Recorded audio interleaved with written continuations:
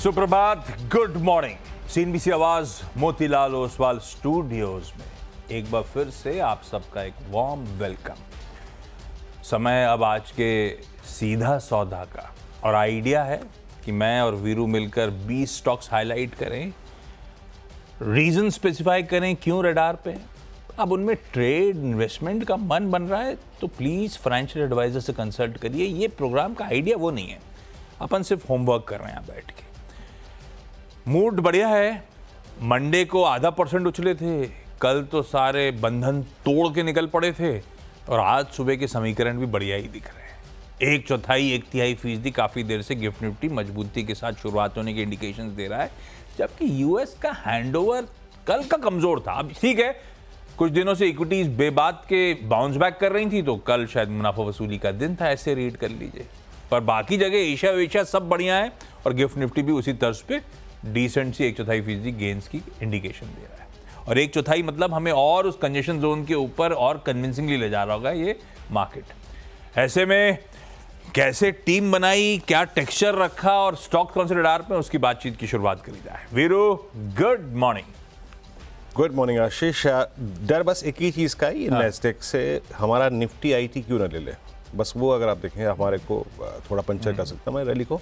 Otherwise rest of things अच्छी हैं। I mean Nifty bank आपका अच्छा है आशीष। निफ्टी मेटल में आशीष बहुत ही अव्वल दर्जे का एक ब्रेकआउट है, और निफ्टी फार्मा, ये 3 पॉकेट्स मेरे को बहुत अच्छी लग रही हैं। रिस्क थोड़ा सा अगर आप देखें आशीष है आईटी को लेकर। खैर बिना वक्त गवाए मैं आगे बढ़ता हूँ आशीष, और मैंने टीम थोड़ा एनबीएफसीज पे और फार्मा पे फोकस की है और मेटल्स पे फोकस की है। आइए शुरुआत करते हैं। मेरा पहला जो आज का स्टॉक ऑफ द डे होगा वो है बजाज फाइनेंस। टीम में मेरी पिछले 4-5 सेशन से ये परसिस्ट कर रहा है, और मेरा व्यू कल भी यही था और अभी 4-5 दिन से यही है कि हमें फोकस करना है इसके फ्लैग पे। और इसका फ्लैग जो है वो, इसका ग्रुप का एक स्टॉक कल प्रेशर में था, और बट ये अपने आप को डे हाई पर ले जाके क्लोज होने में सक्षम रहा। और स्ट्रॉन्ग स्ट्रक्चर की प्रॉपर्टी यही होती है, सिंक होता है इंटरडे में, और शॉर्ट टर्म एवरेज से एक पुल बैक लेता है। कल का बजाज फाइनेंस का लो क्या था?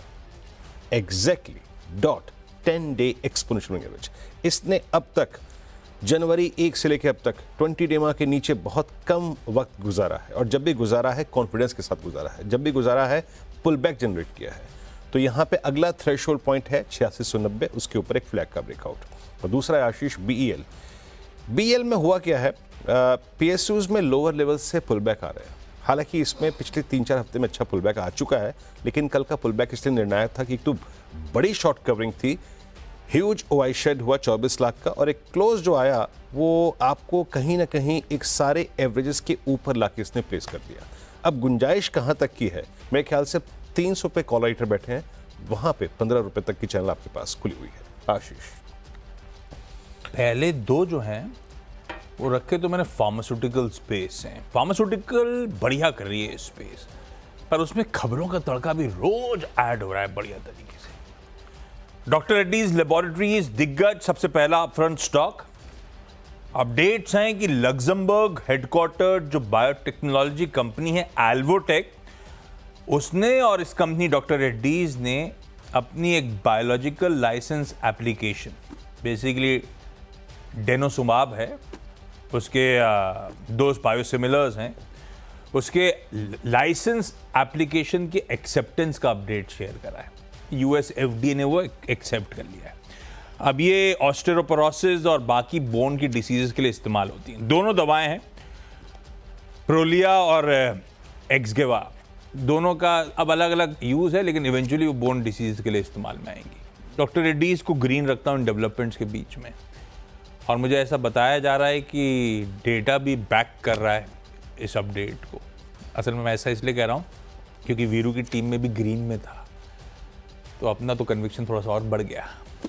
दूसरा स्टॉक जो है वो है जाइडस। छीन लिया किसी ने मेरा स्टॉक छीन लिया। पर फार्मा में आशीष कल बहुत स्ट्रांग होता है, यकीन मानिए फार्मा अच्छा लग रहा है इसमें। बस तो परफेक्ट है, फिर रखिए डॉक्टर रेड्डी को रडार। खबरें हैं साथ साथ, और ऐसी ही खबरें हैं जाइडस लाइफ साइंसेज को लेकर। यूएस एफडीए से इनकी एक टैबलेट्स की मैन्युफैक्चरिंग को फाइनल अप्रूवल मिल गया है। एपालुटामाइड जो इस्तेमाल होती हैं प्रोस्टेट कैंसर के लिए।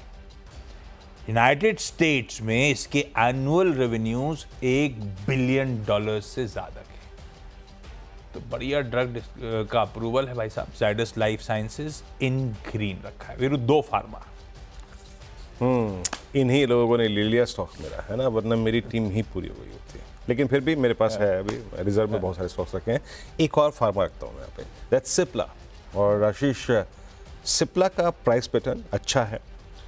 अच्छा, मैं थोड़ा सा ना यहाँ पे निफ्टी फार्मा का बखान कर देता हूँ, क्योंकि आपने भी जिक्र कर दिया। मैं तर्कसंगत क्यों मैं मान रहा हूँ फार्मा को। निफ्टी फार्मा कल 21,041 पे बंद हुआ। वीकली पे ये 50 वेमा रीगेन कर गया और डेली पर 200 डेमा को रिवर्सल पे छू दिया इसने। That's interesting.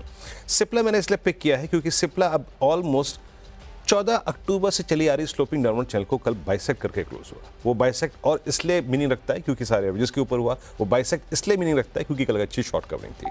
अब अगर ये 1500 के ऊपर सस्टेन कर रहा है तो पहला अगर आप देखें जोन जो अब आगे परसिस्ट करेगा एज ए सप्लाई जोन, वो है 1547 का, जो कि हमारा आप समझ लीजिएगा कि नवंबर और दिसंबर लास्ट वीक का स्विंग हाई है। तो उस पर नजर रखिएगा।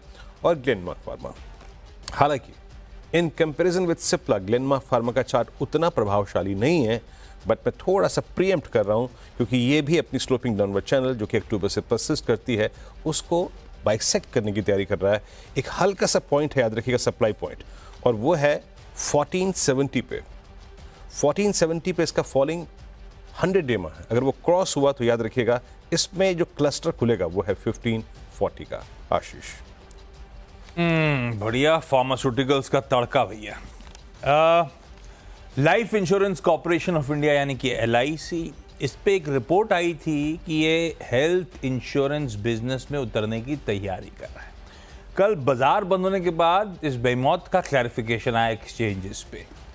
वो एक्सेप्ट कर रहे हैं कि हम एडवांस बातचीत में हैं, हम टॉक्स में हैं। हेल्थ इंश्योरेंस मार्केट में अपने यानी कि कॉर्पोरेशन के फुटप्रिंट्स को ब्रॉडन करने की हमारी तैयारी है। कल बहुत इंटरेस्टिंग खबरें शाम तक नहीं थी, तो मैंने बहुत सारे डिराइव्ड स्टॉक्स रखे। अब उस कड़ी में फिर मैंने star health and allied insurance को मेंशन करा। ग्रीन रखता हूं इसको। दरअसल LIC कह रहा है कि एडवांस स्टॉक्स में स्टैंडअलोन हेल्थ इंश्योरेंस कंपनी में एक सब्सटेंशियल स्टेक एक्वायर करने के लिए सेक्टर हेल्थ इंश्योरेंस पे कंसोलिडेशन की तरफ बढ़ रही है। अच्छी खबर है। स्टार हेल्थ को ग्रीन रखा। दोनों इंश्योरेंस, 2 फार्मा 2 इंश्योरेंस भी। मतलब गजब। अच्छा, मैं आता हूँ अगले स्टॉक पे, इंडिगो पे। ऑल दो शायद 4 रोज पहले वो कंफर्ट था जो क्रूड रिलेटेड स्टोरीज को प्ले करने का, वो अभी तो नहीं है, बट ठीक है, बट चार्टिकली बहुत स्ट्रांगली प्लेस्ड है। और याद रखिएगा अब हम एक हॉलीडे सीजन में एंटर कर रहे हैं, ठीक है ना। ऑलमोस्ट अप्रैल मई जून ये हॉलीडे सीजन होता है। अच्छा क्लोज था इसका, विद शॉर्ट कवरिंग 4800 के ऊपर क्लोज हुआ। याद रखिएगा दिसंबर 30 का स्विंग हाई जो था करीब 47 30-50 का, उसको क्रॉस कर गया। टेक्निकली अब इसका जो लोड जोन, प्रेशर जोन जो आप मानते हैं, वो यहाँ से करीब आप समझ लीजिएगा कि बैठा है 250 रुपये ऊपर, 5037 पे। तो अगर 4800 के ऊपर सस्टेन कर रहा है तो वो जोन्स इंटरग्लोबेशन पे खुले हैं, स्ट्रॉन्ग है, स्टेबल है, काफ़ी स्टेबिलिटी रीगेन करी है बीते अगर आप देखें तो 2 महीने में इसने। उसके बाद लास्ट लूंगा मैं इस सेगमेंट का, और वो है आयशर मोटर्स। आशीष, आयशर मोटर्स ने काफ़ी होमवर्क किया। अगर आप इसके चार्ट्स के साथ थोड़ा टाइम स्पेंड करें, एक वो पूरा दौर जब आपका मारुति सिंक कर रहा था, M&M सिंक कर रहा था, वो पूरा दौर जब टाटा मोटर्स सिंक होकर आधा हो गया, उससे कहीं पहले इसने मतलब क्लोजर टू मिड फेब एक बेस लगाया 200 डेमा का, वहाँ से पुल बैक लिया। फिर इसने आप समझ लीजिएगा कि मिड मार्च से लेकर बिगिनिंग ऑफ मार्च के बीच में सारे एवरेजेस को रीगेन किया। मैंने जितने स्टॉक्स रखे स्क्रीन पे ज़्यादातर में शॉर्ट कवरिंग थी, लेकिन लुक एट आयशर मोटर्स, इसमें बाइंग थी। एक बात याद रखिएगा, एक इसका गैप था जो कि परसिस्ट करता है 51-50 पे। अगर ये 51-50-60-70 के ऊपर चलना शुरू हुआ आशीष, तो ये अपने नए लोड जोन यानी प्रेशर जोन 53-10 की तरफ प्रोसीड करेगा। मेरे 6 स्टॉक्स पूरे हो गए आशीष। अगले 2, एक तो मैंने रखा है जिसकी आम चर्चा नहीं होती है, और ये ट्रेडिंग वाला स्टॉक तो बिल्कुल भी नहीं है। इसका टिकट साइज देखेंगे तो ही समझ जाएंगे आप। डायनामैटिक टेक्नोलॉजीज, कल बोइंग के ग्लोबल प्रेसिडेंट का बयान था कि बड़े होपफुल हैं, इंडिया यूएस एफटीए होगा, फ्री ट्रेड एग्रीमेंट होगा, जो उनका धंधा भी यहाँ पे तूल पकड़ेगा, जिसके चलते जब ये पढ़ा उस इंटरव्यू को पढ़ रहा था डिटेल में, तो मेरे दिमाग में यही आ रहा था, डायनामैटिक टेक्नोलॉजीज, क्योंकि ये वो कंपनी है जो लिस्टेड बोइंग और एयरबस की सप्लायर है। ये कंपनी कॉम्प्लेक्स एरो स्ट्रक्चर्स बनाने का काम करती है और साल का चार्ट खोलिएगा इसका, मेरे ख्याल से 9000 प्लस वाला स्टॉक है, जो इस समय साल के लोस पे आके खड़ा हुआ है। इसको ग्रीन रखते हैं इस तरह के बयानों के बीच। हेक्सावेयर टेक्नोलॉजीज, वीरू ने एक बात इंटरेस्टिंग करी, कहीं नैस्डैक से हम क्यूज ना ले लें, क्योंकि नैस्डैक कल पेन में था। देखते हैं आईटी का बिहेवियर कैसा रहेगा। लेकिन हेक्सावेयर को सिंगल आउट करने के पीछे रीजन था कि इसका जो 30 डे लॉक इन पीरियड था वो खत्म हो रहा है आईपीओ की लिस्टिंग के बाद वाला, और आज 2.25 करोड़ शेयरों से ज्यादा फ्री अप होंगे ट्रेडिंग के लिए। तो देखते हैं, लाल रखूंगा क्योंकि एक सप्लाई का ओवरहैंग का डर है। हम दोनों के 6 स्टॉक्स पूरे, क्योंकि छोटा सा ब्रेक के उस पर जब लौटेंगे तो अगले 4 स्टॉक्स पर भी बातचीत करेंगे।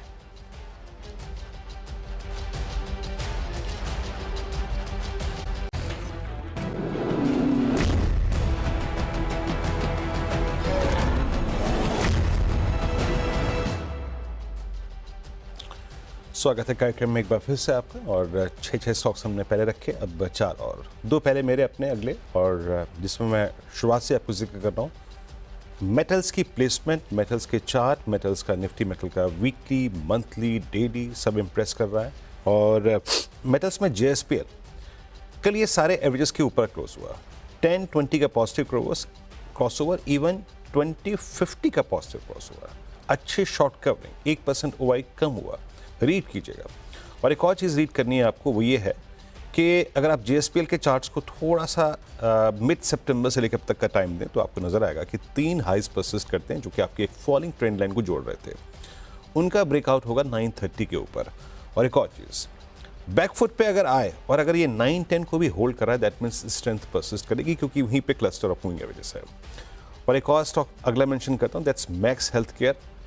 मैं बेटर रिवॉर्ड की एक्सपेक्टेशन में जिस चार्ट को खोज रहा था वो था मैक्स हेल्थ केयर। अब मैक्स हेल्थ केयर ने क्या किया, देखिए अभी इसने कल 20 डेमा के ऊपर क्लोज दिया है, बट दैट 20 डेमा is placed very close to 200 डेमा, यानी अभी सिर्फ 200 डेमा पे बेस बना के पहला एवरेज पार किया है। बट बाइंग थी इसमें कल बाइंग थी। अगर सिर्फ शॉर्ट कवरिंग होती तो मैं इसे कंसिडर नहीं करता, लेकिन इसमें कल बाइंग थी। अब याद रखिएगा, इसमें 2 एवरेजेस एक ही क्लस्टर पे आ रहे हैं, 1033 पे। अगर ये चलते चलते 1033 को भी पार कर गया तो ये अपने आप को 1085 के लिए प्रिपेयर करेगा। तो मेरा अगला स्टॉक है मैक्स हेल्थ केयर और JSPL। आशीष, IRCTC, वैसे कल भी जितने सरकारी रखे थे टीम में बढ़िया कर रहे थे। ऑफ लेट सरकारी कंपनी मूड सुधर रहा है, जो पिटी हुई पॉकेट थी वो बेहतर कर ही रही है। 1150 के हाई से स्टॉक करेक्ट होकर कामकाज कर रहा है। और जब से मेरे ख्याल से नवरत्न का स्टेटस मिला, मेरे ख्याल से 3 मार्च के आसपास, तो 1 महीने का चार्ट उठाइएगा, तब से IRCTC बढ़िया मूव दिखा रहा है। रडार पे रखिए, सरकारी कंपनीज बेहतर कर रही हैं, पिटे हुए स्टॉक्स हैं, शायद तेजी तूल पकड़े। मैंने एक टीजर दिया था मॉर्निंग कॉल में, जब सतपुते साहब की इंडियन होटल्स की कॉल दिखाई थी आप लोग को कि बढ़िया कल करके गई। मैं रख रहा हूं ओरिएंटल होटल्स स्क्रीन्स पे आपके। कोई फ्रेश ट्रिगर नहीं, इंडियन होटल्स की ही आम समझिए, क्योंकि कुछ ताज ग्रुप की प्रीमियम प्रॉपर्टीज ओरिएंटल होटल्स के पास हैं। चेन्नई के ताज कोरमंडल पहली 5 सितारा प्रॉपर्टी थी, और अब तो खैर 7 लग्जरी प्रॉपर्टीज इसके फोल्ड में। और इंडियन होटल्स के साथ ही टेक्निकल और ऑपरेशनल कोलैबोरेशन है इस कंपनी का, तो इसको रडार पर रख दिया। अब जब ट्रैवल एंड टूर्स की तरफ बढ़ी गए तो इजी ट्रिप प्लानर्स, या कई लोग इसे ईज माई ट्रिप कहते हैं, क्योंकि easemytrip.com है इनकी वेबसाइट, देश की one of the leading online travel platforms है in terms of air ticket bookings. 4,500 crore रुपए के आसपास का शायद मार्केट कैपिटलाइजेशन है करेक्शन के बावजूद। अच्छा, ये अपने इसके फाइनेंशियल वगैरह तो ठीक है, 3 साल का सीएजी वगैरह देख रहा था 52% के आसपास। ये लास्ट अपडेट जो आए थे इसके, तब मैं देख रहा था एयर टिकटिंग बिजनेस पे अपनी डिपेंडेंस रिड्यूस करना चाहती है कंपनी, नॉन एयर बिजनेस पे फोकस कर रही है, शायद होटल कारोबार को ग्रो करना, इस तरह के स्टेटमेंट्स आ रहे हैं। तो इसको भी रडार पे रखिए, इन ग्रीन लेके चल रहा हूं इसको। और लास्ट एक और सरकारी कंपनी, मिधानी मिश्र धातु निगम, आज बोर्ड मीट शेड्यूल्ड है, इंटरिम डिविडेंड पे इस कंपनी का बोर्ड विचार करेगा, तो उस मीट से पहले इन ग्रीन रख दिया। 10 हो गया अपने ब्यूरो। IRCTC, ईज माई ट्रिप, ओरिएंटल होटल, लगता है नहीं, कहीं नहीं जा रहा हूँ, वीकेंड पे भी काम कर रहा हूँ। ओके, वीकेंड पे मैं भी काम कर रहा हूँ, लेकिन हुजूर ने लग रहा है कुछ कर लिया है। खैर, मैं अगले 2 स्टॉक सकता हूँ यहाँ पे। श्रीराम फाइनेंस NBFCs में सबसे स्ट्रॉन्ग स्टेबल चार्ट्स में से एक चार्ट, और याद रखिएगा स्टिल लोअर ट्रेजेक्टरीज पे है। ये स्ट्रेंथ लोअर ट्रेजेक्टरीज पे है क्योंकि इसका ऑल टाइम हाई जो है वो परसिस्ट करता है करीब करीब 727 पे। क्या बाइंग थी कल इस चार्ट में? यहाँ पर भी एक फ्लैग विजिबल है, और इनफैक्ट एक सप्लाई जोन परसिस्ट करता है करीब 644 पे। उसके ऊपर ये फ्यूचर से मैं स्पॉट का जिक्र कर रहा हूँ, उसके ऊपर स्कोप खुला है यहाँ पे 667, 671 का। और लास्ट दैट्स अगेन मेटल्स, आशीष, वो टाटा स्टील 154.60 पे कल क्लोज हुआ। शानदार move, strong OI pattern, option activity 150 पे पुट राइटिंग। तो मेरा अगला स्टॉक होगा आशीष टाटा स्टील।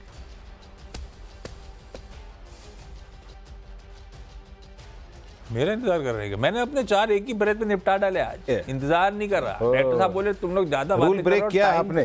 नहीं, वो कह रहे टाइम थोड़ा कम दिख रहा है अब, तो वन ने एडजस्ट कर दिया वो। खैर, ब्रेक ले रहे हैं, ब्रेक को हाँ ब्रेक लेते हैं। डन।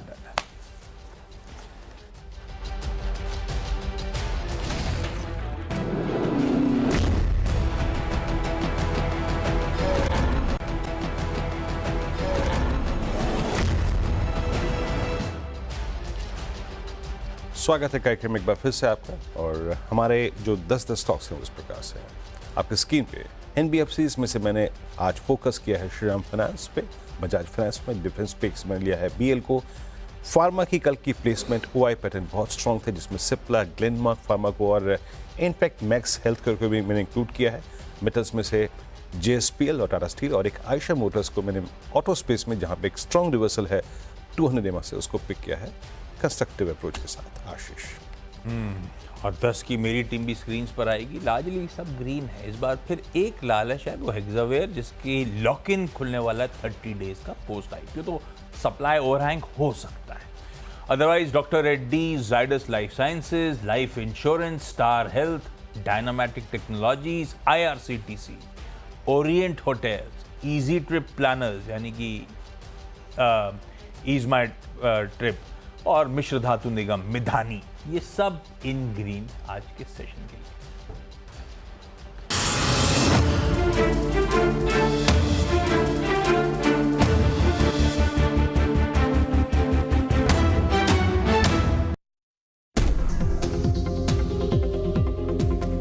ये इंडसइंड बैंक का जो एक्सीडेंट है, ये एक्चुअली बैंक निफ्टी के फेवर में काम कर सकता है, क्योंकि जो गिरेगा उसका वेट बहुत कम है, लेकिन वहाँ से जो पैसा निकलेगा उनके वेट बहुत ज़्यादा है। और पैसा निकलकर कोटक, HDFC बैंक और ICICI बैंक, अगर इन 3 बैंकों में जाएगा इंडसइंड बैंक से निकलकर, तो वो इवेंचुअली जो हायर वेटेड स्टॉक्स हैं, अब अगर ये चलने शुरू हो गए और अगर FI की सेलिंग थोड़ी सी रिड्यूस हो गई, तो ये बैंक निफ्टी के लिए बड़ा पॉजिटिव होगा। लीडरशिप पोजीशन लेने में कोई अगर स्टॉक सक्षम है तो ICICI बैंक है क्लियरली। ICICI बैंक को मैं ग्रीन में ले रहा हूँ, क्योंकि ये एक सबसे स्ट्रॉन्ग सेक्टर का सबसे स्ट्रॉन्ग स्टॉक है। इस वजह से कल भी इसमें मोमेंटम बहुत शानदार था, चार्ट पर भी बेहद मजबूत है। कल 100 डे मूविंग एवरेज के ऊपर बंद हुआ, सभी मूविंग एवरेजेस के ऊपर है। बैंक निफ्टी पर इस चैनल पर व्यू भी यही लिया गया है कि पोजिशनली अब इस बैंक निफ्टी में आप लॉन्ग रहिए, क्योंकि ये एक क्लियर कट साइंस दिखा रहा है जिस तरीके के मूव्स रहे हैं उसमें। 1000 की तुमने आज की बात की थी, मतलब इस तेज़ी में 1000 मुझे लग रहा है और बैंक निफ्टी में ओपन हुए हैं। 50,000, 50,200 तक का मुझे लग रहा है कि रास्ता खुला है यहाँ पर। ये सबसे ऊपर आज का stock of the ICICI bank, 3.5% के शानदार मूव्स ICICI बैंक में रहे।